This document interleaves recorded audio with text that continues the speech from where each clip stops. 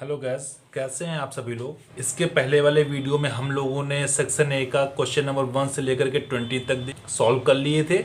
अच्छे से समझ में आ गए होंगे। अब हम लोग वीडियो में सेक्शन बी लेकर के आए हैं, जिस क्वेश्चन नंबर 21 से स्टार्ट होंगे।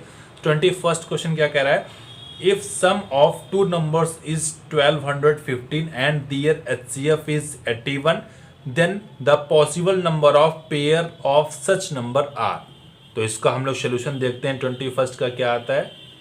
21st का सोल्यूशन, सम को गिवन क्या क्या है, सम ऑफ नंबर गिवन है, sum of number is equal 1215 given है, कॉमा HCF गिवन है। HCF क्या हम लोगों का है, 81 है। क्लियर है ना। तो हम लोग नंबर लेट कर लेते हैं। Let the number is equal to 81A, comma 81B। 81 हमने क्यों लेट कर लिया, क्योंकि जो भी नंबर्स हों HCF का मतलब कॉमन फैक्टर हो, वो 81 दोनों में कॉमन ही होगा। इसीलिए हम लोगों ने 81A और 81B लेट कर लिया। क्लियर है ना। फिर अकॉर्डिंग टू क्वेश्चन इन दोनों का सम दिया गया है, तो 81A प्लस का 81B इज इक्वल टू 1215 दिया गया। अगर यहाँ से हम A प्लस B की वैल्यू निकालें तो 1215 अपॉन में 81 हो जाएगा, जिसकी वैल्यू 15 आई। क्लियर है। अब दो नंबर्स का एडिशन 15 है, तो यहाँ से देखिएगा हम पेयर्स बनाते हैं। पेयर्स आर क्या होगा, 14,1 होगा भाई। 14 और 1 15 ही तो होता है। फिर इसके बाद में 13,2 होगा, क्यों 13 और 2 15 ही तो होता है। फिर इसके बाद में 12,3 होगा, 12 में 3 ऐड करो 15 ही तो होता है। फिर उसके बाद में 11,4 होगा, 11 में 4 अगर तो 15 ही होता है। ऐसे ही 10,5 भी होगा और 9,6 भी होगा। फिर उसके बाद में 8,7 भी हो जाएगी। इतने पॉसिबल पेयर्स बनेंगे जिनके एडिशन करने से हम लोगों को 15 मिलेगा। क्लियर है ना इतनी बात। फिर इसमें से देखते हैं जो हमारे प्राइम नंबर के फैक्टर होंगे। Prime number is equal to कौन कौन से हैं, 14,1 है, तो 14,1 को अलग कर लिया। फिर 13,2 भी प्राइम नंबर का पेयर है, अलग कर लिया। फिर उसके बाद में 11,4 प्राइम नंबर का फैक्टर है, वो भी अलग कर लिया। फिर इसके बाद में 8,7 हमारा प्राइम फैक्टर का पेयर है। क्लियर है। अब ये जो प्राइम फैक्टर के पेयर्स है ना, ये कितने बने, 1 2 3 4 ही तो बने हैं ना। तो सिंपल सी बात है, हमारे टोटल कितने इस क्वेश्चन के लिए पेयर बनेंगे, 4 पेयर बनेंगे। मतलब कि ऑप्शन नंबर सी हमारा बिल्कुल सही है। क्लियर है ना बॉयज। अब इसके बाद में हम लोग 22nd क्वेश्चन देखते हैं। 22nd क्वेश्चन क्या कह रहा है, given below the graph representing two linear equations by line AB and CD respectively, what are the area of the triangle formed by these two lines and the line x is equal to 0। आगे देखिए हम लोगों का graph दिया गया है और इस ग्राफ में ये जो हम लोगों को ट्रायंगल दिख रहा है ना, इसका हमें एरिया चाहिए होगा। क्लियर है ना बॉयज। ट्रायंगल के area half into base into height, half into base into height होता है ना। इस ग्राफ में हम लोग इसका बेस देखते हैं, 1 2 3 4 5 एंड 6। इसका बेस क्या हो जाएगा, 6 यूनिट हो जाएगा, 6 लिख दिया। और हाइट यहाँ से देख सकते हैं, हाइट इतनी ही तो मैक्सिमम है, इतनी मतलब ये एक्स एक्सिस पर हमारी 2 यूनिट डिस्टेंस जा रही है। क्लियर है। तो यहाँ पे हाइट की जगह हम 2 रख देंगे, 2 से 2 कट जाएगा, हमारा 6 यूनिट स्क्वायर जो है वो हमारा एरिया आ जाएगा। मतलब कि ऑप्शन नंबर सी हमारा बिल्कुल सही है। क्लियर है ना बॉयज। अब इसके बाद में हम लोग 23rd देखते हैं। बहुत इंटरेस्टिंग क्वेश्चन है। क्या लिखा हुआ है, tan अल्फा प्लस का cot alpha is equal to 2। तो हमको फाइंड करके दिखाना है tan की पावर 20 अल्फा प्लस का cot की पावर 20 अल्फा। ये हमको फाइंड करके दिखाना है। बात क्लियर है ना बस। tan अल्फा तो एज इट इज लिखा हुआ है, प्लस का cot अल्फा को हम लोग 1/tan अल्फा लिख सकते हैं कि नहीं लिख सकते हैं, इज इक्वल टू 2 चल रहा है। अब यहाँ से अगर हम एलसीएम ले लेंगे तो क्या बन जाएगा, tan स्क्वायर अल्फा प्लस का 1 में tan alpha is equal to 2 आ जाएगा। बात ठीक है ना। फिर यहाँ से हम लोग क्लियर देख सकते हैं, इसकी मल्टीप्लिकेशन जरा इधर करिए तो क्या बन जाएगा, tan स्क्वायर अल्फा प्लस का 1 का square is equal to 2 tan alpha बन जाएगा ना। 2 tan अल्फा प्लस का इक्वल किधर आया तो माइनस का हो गया, तो 1 plus tan square alpha minus का 2 टेन अल्फा हो जाएगा या नहीं हो जाएगा, इज इक्वल टू 0। क्लियर है। अब यहां से हम क्लियर देख सकते हैं कि ये किसका होल स्क्वायर लिखा है, ये 1 माइनस टेन स्क्वायर अल्फा का होल स्क्वायर लिखा हुआ। क्लियर है ना, किसका है 1 माइनस टेन स्क्वायर अल्फा का होल स्क्वायर लिखा हुआ इज इक्वल टू 0 है। बात समझ पा रहा है कि नहीं समझ पा रहे? अगर यहां से हम स्क्वायर रूट ले लें तो सिंपल सी बात है, इधर से स्क्वायर हो जाएगा, स्क्वायर हट जाएगा, इधर रूट इधर 0 का रूट ले लेंगे तो वो 0 ही होता, क्या आ जाएगा 1 minus tan square alpha is equal to 0 हो जाएगा। यहां से अगर टेन अल्फा की वैल्यू निकालें तो 1 हो जाएगा। बात ठीक है ना, टेन अल्फा की 1 वैल्यू हो जाएगी। अल्फा का मतलब यहां से अगर हम बात करें तो टेन अल्फा बराबर में 1 जो है 45 डिग्री की वैल्यू होती है, तो टेन 45 डिग्री हो जाएगा, टेन से टेन कट जाएगा, अल्फा बराबर 45 डिग्री हमारा आंसर आया। क्लियर है। अब यहां देखते हैं, ये हमारा क्वेश्चन था 10 की पावर 20 अल्फा प्लस का कॉट की पावर 20 अल्फा हमसे पूछा जा रहा था, तो अल्फा की वैल्यू 45 रख सकते हैं ना, 10 45 हो जाएगा 1 की पावर 20 हो जाएगी, और कॉट 45 ये अल्फा हमारा 45 आया हुआ है ना, तो कॉट 45 की वैल्यू 1 होती है, 1 की पावर 20 हो जाएगी। 1 की पावर चाहे 2000 करे चाहे 20 करे 1 ही रहता है, तो 1 + 1 इज इक्वल टू 2 हमारा आंसर आ जाएगा। क्लियर है। तो 2 हमारा ऑप्शन नंबर बी बिल्कुल सही है। बात ठीक है ना। बस अब इसके बाद में हम लोग यहां से 23rd के बाद 24th क्वेश्चन देखते हैं क्या कह रहा है। ये हमें लीनियर इक्वेशन दी गई है 217x प्लस का 131y इज इक्वल टू 913 दिया गया। दूसरी इक्वेशन है 131x प्लस का 217y इज इक्वल टू 827 है। तो हमें x प्लस वाई की वैल्यू चाहिए। क्लियर है ना। x प्लस वाई का मतलब क्या है कि हमें इन दोनों इक्वेशंस को सॉल्व करना है। तो हम लोग देखते हैं इन दोनों इक्वेशंस को ऐड कर देते हैं। क्या कर देते हैं? ऐड कर देते हैं। तो क्या निकलेगा 217x प्लस का 131y और LHS ऐड करिए, RHS ऐड हो जाएंगे, प्लस का 131x हो जाएगा प्लस का 217y इज इक्वल टू, देखिए ये इक्वेशन मैंने ये लिख दिया हुआ, इसको ये लिख दिया। अब RHS ऐड कर देंगे, 913 प्लस का 827 हो जाएगा। 217 में 131x को ऐड करेंगे तो 348x आ जाएगा। क्लियर है ना। अब 131y में 217y को ऐड करेंगे तो ये भी 348y हो जाएगा। इज इक्वल टू, जब इसको ऐड कर देंगे तो कितना हो जाएगा 740 हो जाएगा। अब यहां से आप क्लियर देख सकते हैं कि दोनों वैल्यू से 348 कॉमन आ रहा है। जब कॉमन ले लेंगे तो यहाँ x बच जाएगा और यहाँ पर y बच जाएगा, इज इक्वल टू 740 हो जाएगा। क्लियर है। यहाँ से x प्लस वाई की जब वैल्यू निकालेंगे तो 740 ये मल्टीप्लीकेशन में डिवीजन में जाएगा ना, 348 हो जाएगा। यहाँ से अगर हम डिवाइड करेंगे तो 5 आ जाएगा। तो x प्लस वाई की वैल्यू हमारी क्या आ गई? 5 आ गई। बात क्लियर है ना। अब यहाँ पे 5 ऑप्शन नंबर हमारा ए बिल्कुल सही है। अब गाइस हम 24th के बाद 25th क्वेश्चन को देखते हैं क्या कह रहा है। The LCM of two prime number p and q, p greater than q है, is 221। Find the value of 3p minus q।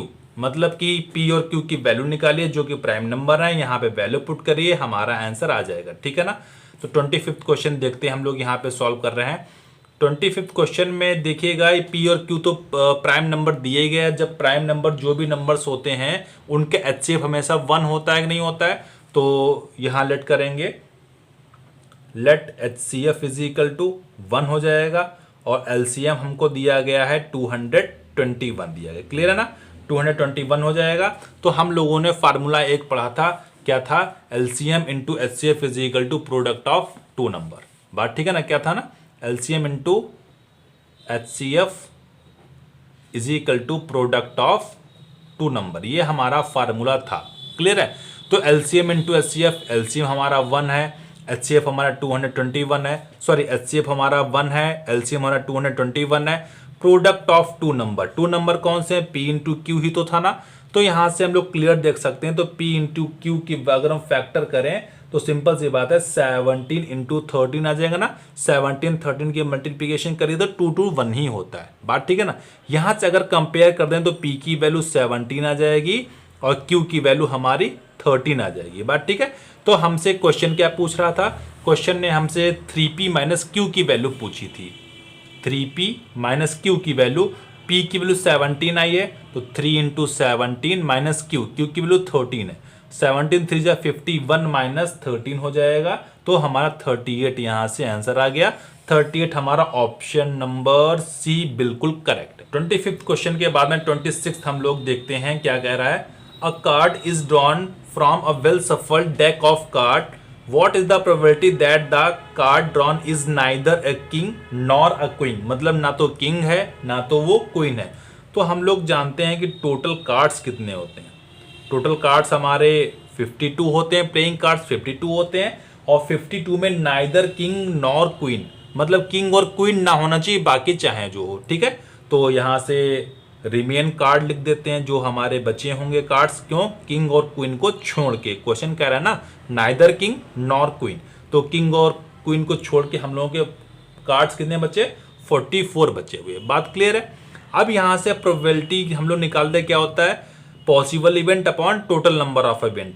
Possible event कोई अकरिंग इवेंट भी कहते हैं या फिर फेवरेबल इवेंट भी कहते हैं, ठीक है ना। तो फेवरेबल इवेंट हमारी 44 है और अपॉन में टोटल नंबर ऑफ इवेंट हमारी 52 है। यहाँ से आप डिवाइड करेंगे तो 11/13 हमारा आंसर आ जाएगा।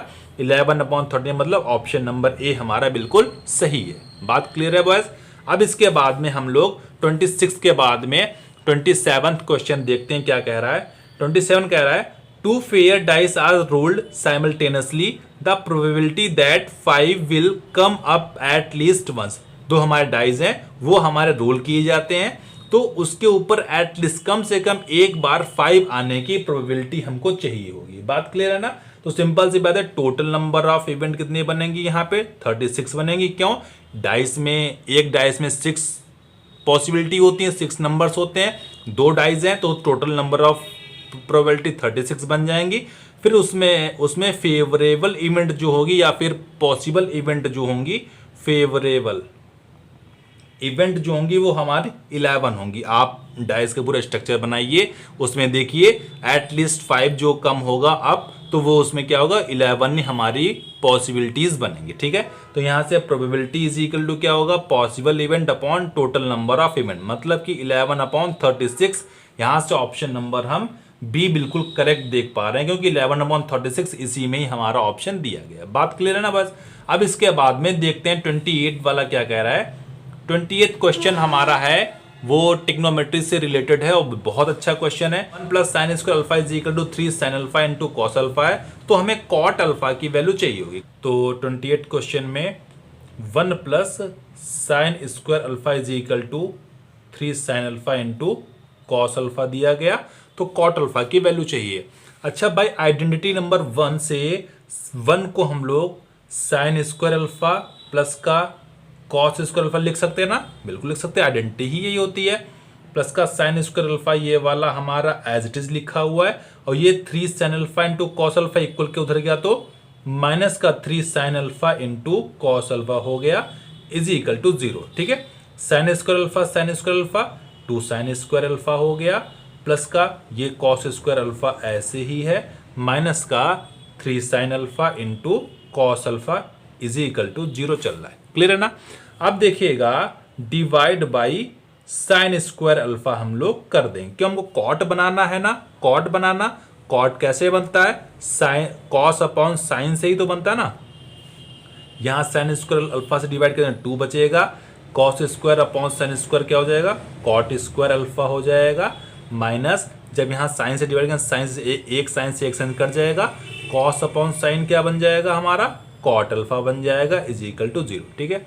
यहाँ से आप क्लियर देख सकते हैं क्वाड्रेटिक इक्वेशन बन रही है, cot² अल्फा माइनस का 3 cot अल्फा प्लस का 2 इज इक्वल टू 0। अब इसको हम लोग फैक्टराइज कर लेते हैं। cot² अल्फा एडिशन करने पर हमारे 3 cot अल्फा आना चाहिए, मल्टीप्लिकेशन करने पे 2 आना चाहिए, ठीक है। तो यहाँ से हम लोग 2 cot अल्फा इन और माइनस का cot अल्फा यहाँ से ले रहे हैं, प्लस का 2 इज इक्वल टू 0। क्लियर है। इन दोनों से यहाँ cot अल्फा हमारा कॉमन आ गया, तो यहाँ पे cot अल्फा बच गया, यहाँ पर माइनस का 2 बच गया, cot अल्फा कॉमन चला गया। फिर इन दोनों से अगर हम देखते हैं तो माइनस का 1 कॉमन आ गया, तो cot अल्फा माइनस का 2 यहाँ भी बच गया। अब इन दोनों टर्म से आप क्लियर देख सकते हैं क्या, कॉट अल्फा माइनस 2 कॉमन आ रहा, दूसरे ब्रैकेट में कॉट अल्फा माइनस का 1 हो जाएगा, कॉट अल्फा माइनस का 1 इज इक्वल टू 0 हो जाएगा। तो यहाँ से cot alpha is equal to 2 और दूसरे कॉट अल्फा की वैल्यू क्या निकलेगी, माइनस का 1 निकल के उधर है प्लस का 1, मतलब कि 1,2 हमारे यहाँ से वैल्यू निकलेंगी। बात समझ गए? तो यहाँ से 1,2 ऑप्शन नंबर सी हमारा बिल्कुल सही है। अब हम लोग 29th क्वेश्चन देखते हैं। The vertices of a parallelogram in order are A 1,2, B 4,y, C x,6 and D 3,5 है। देन x,y इज, पैरेललोग्राम हम लोग सबसे पहले बना लेते हैं।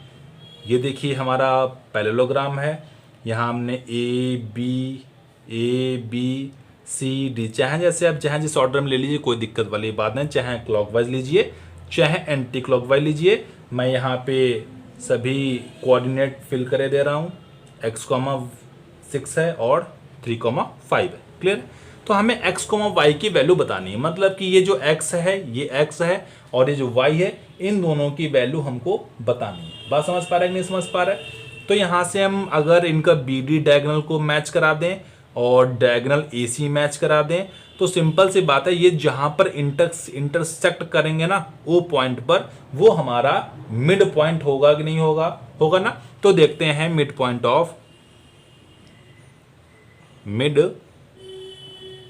Of AC is equal to mid point of BD। Mid point का फार्मूला क्या होता है? x1 plus x2 upon 2, y1 plus y2 upon 2। ये x1 है, ये y1 है, ये x2 है, ये y2 है, किसके? AC के लिए। ठीक है ना। x1 प्लस x2 अपॉन 2 मतलब कि 1 plus x upon 2, y1 plus y2 upon 2, 2 plus 6 upon 2। ठीक है ना। फिर इसके हम लोग BD का मिड पॉइंट देखते हैं क्या है आने वाला है। ये x1 हो गया, ये y1 हो गया, ये x2 हो गया, ये y2 हो गया। क्या होगा? x1 plus x2 upon 2, 4 plus 3 upon 2, y1 plus y2 upon 2, y1 plus y2 upon 2 हो जाएगा। तो यहाँ से हम क्लियर देख सकते हैं कि फर्स्ट वाला जो पॉइंट है x की जो वैल्यू है वो हमारे दूसरे पॉइंट के x की वैल्यू के बराबर होगा। कहने का मतलब है 1 plus x upon 2 is equal to 4 plus 3 upon 2 हो जाएगा। 2 से 2 कट जाएगा। यहाँ से अगर x की बात करें 4 और 3 7 होता ना, तो 7 माइनस 1 प्लस का 1 इक्वल टू माइनस का 1 हो गया। तो x इज इक्वल टू हमारी 6 वैल्यू आ गई। क्लियर है? अब ऐसे ही हम लोग y को बराबर कर देते हैं। ये देखिए क्या लिखा हुआ है, 2 plus 6 upon 2 is equal to y plus 5 upon 2 हो जाएगा ना। 2 से 2 तो डिवाइड कट गया, और 6 और 2 कितना होता है? 8 होता ना। 8 is equal to y plus 5 आएगा, y is equal to 8 minus 5 हो जाएगा। तो y इज इक्वल टू 8 से 5 गया हमारा 3 आ गया। तो x, y की वैल्यू पूछी गई थी, x, y की वैल्यू पूछी गई थी, तो x की वैल्यू हमारी 6 निकली, y की वैल्यू 3 निकली। तो हमारा ऑप्शन नंबर ए बिल्कुल सही। अब गाइस हम लोग 29 के बाद 30 क्वेश्चन देखते हैं क्या कह रहा है। In the given figure angle ACB is equal to angle CDA है, AC is equal to 8 centimetre है and AD is equal to 3 centimetre है। देन BD इज, तो हमें BD की वैल्यू चाहिए, ये BD की वैल्यू चाहिए। क्लियर है ना। तो यहाँ से अगर हम ट्रायंगल ACD और ट्रायंगल ABC इन दोनों को सिमिलर प्रूफ कर दें तो क्या BPT लग सकती है? नहीं लग सकती? लग जाएगी ना। तो देखिएगा जरा, यहीं पे हम प्रूफ कर दे रहे हैं। In triangle ADC and triangle ABC, ठीक है ना। तो यहाँ से क्लियर देख सकते हैं angle ACB is equal to angle CDA। ACB कहाँ है? ACB ये वाला एंगल, CD ये वाला एंगल, ये दोनों बराबर हमको गिवन ही है, क्वेश्चन में गिवन है। ठीक है ना, ये हमें गिवन है। फिर इसके बाद दोनों ट्रायंगल से हम देख सकते हैं एंगल CAB और CAD, ये कॉमन एंगल है ना। तो angle CAB is equal to angle CAD, ये हमारा क्या है? कॉमन एंगल है। ठीक है, जब कॉमन है तो सिंपल सी बात है, by angle property triangle ACD similar triangle CDB हो गया कि नहीं हो गया? हो गया ना। तो यहां से देखिएगा तो हम लोग बाई थ्योरम AC अपॉन में AD is equal to AB upon में AC कर सकते नहीं कर सकते हैं? AC अपॉन में AD is equal to A B upon में ए सी, ठीक है ना। तो ए सी की वैल्यू हमें 8 सेंटीमीटर दे दी गई है, अपॉन में ए डी की वैल्यू हमें 3 सेंटीमीटर दी गई है, इज इक्वल टू, अब ए बी हमको चाहिए ए बी, तो 3 प्लस बी डी लिख सकते हैं ना, ए बी को 3 प्लस बी डी लिख दिया हमने, अपॉन में ए सी की वैल्यू हमें 8 दे दी। क्लियर है। जब इसको आप लोग सॉल्व करेंगे तो B D is equal to जो पाएंगे वो 55/3 सेंटीमीटर आपको मिल जाएगी। बात समझ गए नहीं समझ गए? तो 55/3 ऑप्शन नंबर सी बिल्कुल सही है। लाइक सब्सक्राइब कमेंट करना ना भूलिए। Okay, thank you.